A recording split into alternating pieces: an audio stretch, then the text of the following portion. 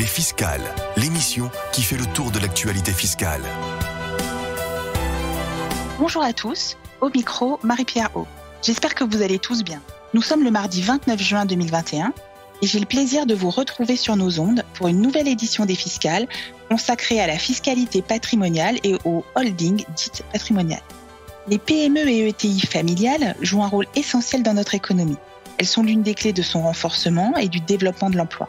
Dans ce contexte, la fiscalité du patrimoine revêt une importance toute particulière pour les entreprises familiales, leurs dirigeants et leurs associés. C'est pour cette raison que dorénavant, Radio KPMG diffuse des chroniques fiscales sur cette thématique. Ces chroniques sont tenues par Vincent Berger, vous le connaissez bien, associé KPMG Avocat, ici en sa qualité de responsable du département droit du patrimoine de KPMG Avocat, et Joël Toubiana, associé KPMG et responsable national gestion privée. Pour inaugurer cette nouvelle rubrique, nous avions évoqué le 13 avril dernier le pacte Dutreil-Transmission, un dispositif ancien mais encore méconnu.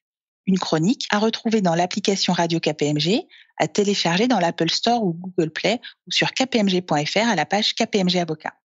Aujourd'hui, dans cette deuxième chronique, Joël Toubiana va nous présenter les opportunités offertes par la holding patrimoniale.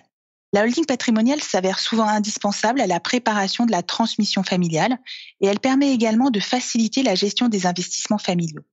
Parce que nous sommes très fréquemment interrogés par les chefs d'entreprise, qu'ils soient indépendants ou qu'ils exercent en société, sur la pertinence d'une telle holding patrimoniale, il nous a paru nécessaire, en cette fin de période fiscale, d'éclairer nos auditeurs sur ce sujet et d'apporter quelques éléments de réponse à cette épineuse question: quel est l'intérêt d'une telle société?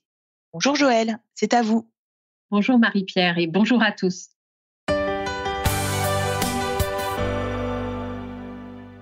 Commençons par donner une définition de la holding patrimoniale, encore dénommée holding familiale. Il s'agit d'une société, personne morale, en général sans activité professionnelle propre, dont l'objet social avant tout est de détenir des investissements mobiliers, par exemple des participations dans des sociétés, ou des investissements immobiliers, immeubles ou parts de SCI. En pratique, la holding patrimoniale est souvent une société civile ou une société par action simplifiée, mais elle peut également prendre la forme d'une SARL ou d'une société anonyme.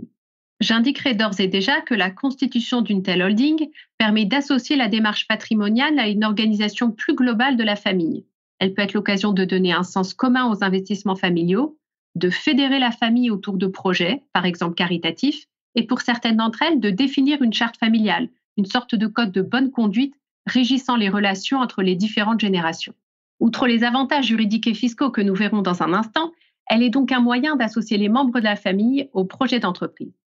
Attachons-nous à présent aux deux principales caractéristiques de la société holding patrimoniale: un outil de gestion des investissements familiaux et d'anticipation de la transmission familiale de ces investissements.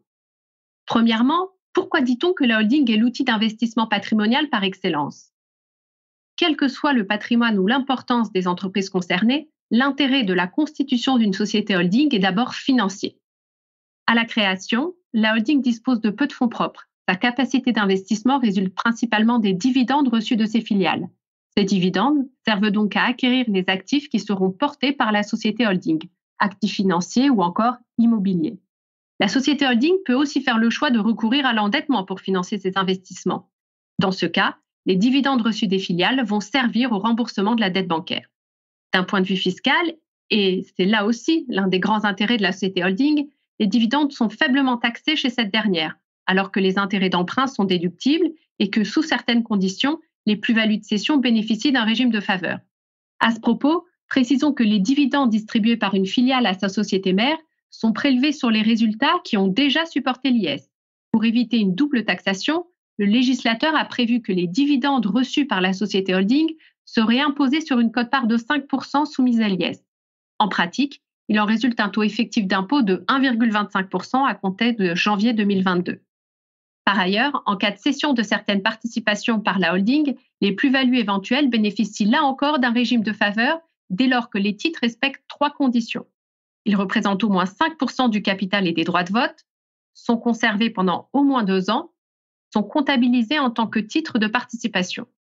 Dans ce cas, seule une quote-part de 12% de la plus-value, qualifiée de plus-value à long terme, est imposable à l'impôt sur les sociétés, c'est-à-dire à un taux effectif de 3% en 2022. Les plus-values réalisées sur les autres actifs de la holding, hors titre de participation dont nous venons de parler, sont soumises à l'IS dans leur intégralité.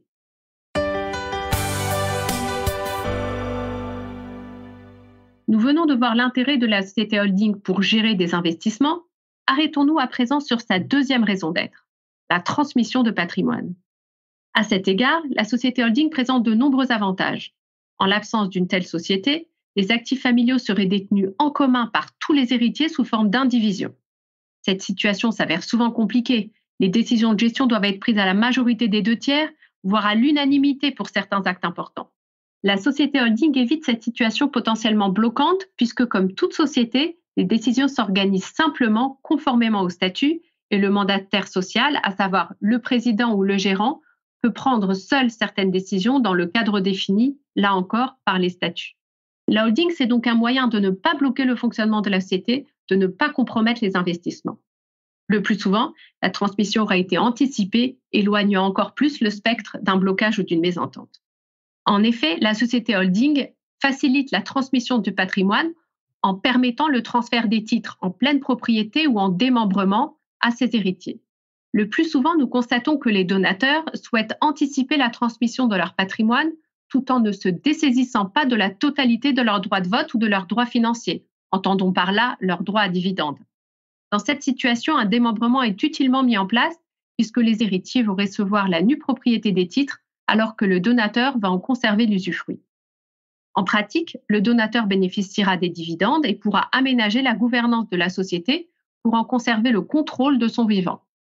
Ajoutons qu'au décès du donateur, nue propriété et usufruit se rejoignent, la pleine propriété est ainsi reconstituée, et ce, sans droit de succession additionnel.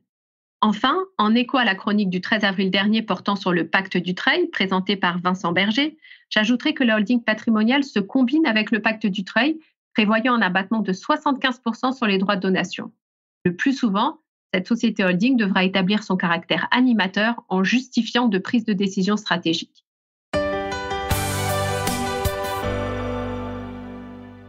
Je viens d'énoncer les principaux avantages que présente la société holding patrimoniale. En guise de conclusion, j'ajouterai qu'il n'est jamais trop tard pour constituer une holding et réfléchir à l'organisation de son patrimoine. En effet, soit la société holding est constituée dès l'origine et finance ses investissements, soit elle peut être constituée plus tard lorsque les filiales sont déjà prospères en lui apportant les titres de ses filiales. Cette opération d'apport sera fiscalement neutre au jour de sa réalisation grâce à un régime de report d'imposition et permettra de répondre aux objectifs que nous venons de définir. Cette seconde chronique de fiscalité patrimoniale se termine. Pour aller plus loin, vous pouvez consulter nos publications que vous retrouverez à la page de KPMG Avocat sur le site kpmg.fr ou dans l'application mobile Radio KPMG.